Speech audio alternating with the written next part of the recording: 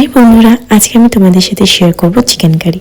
তার জন্য সর্বপ্রথম কড়াইয়ে কিছুটা সাদা তেল নিয়ে তাতে শুকনো লঙ্কা, কাঁচা লঙ্কা, তেজপাতা ফোড়ন দিয়ে কিছুটা পেঁয়াজ দিয়ে সেটাকে হালকা করে ভেজে নেব। তারপর তাতে নুন, হলুদ, আদা বাটা, রসুন বাটা দিয়ে মশলাটাকে ভালো করে ভেজে নেব। তারপর ম্যারিনেট করে রাখা মাংসটা এতে দিয়ে দেব।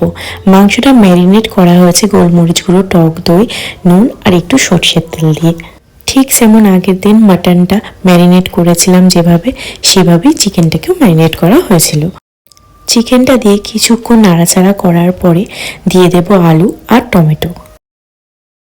তারপর ভালোভাবে কষে নেওয়ার পরে আমরা দিয়ে দেব আমাদের মাটন কারির সেই স্পেশাল মশলাটা দেওয়ার পর অল্প করে উষ্ণ গরম জল বারে বারে দিয়ে মাংসটাকে কষতে থাকবো। সব শেষে মাংসে যে পরিমাণ ঝোল চাই সেই পরিমাণ মতো জল দিয়ে মাংসটাকে ফুটিয়ে নামানোর আগে একটু গরম মশলা গুঁড়ো দিয়ে মাংসটাকে নামিয়ে নিতে হবে আর সার্ভ করতে হবে গরম গরম ভাতের সাথে। Till the next video, by.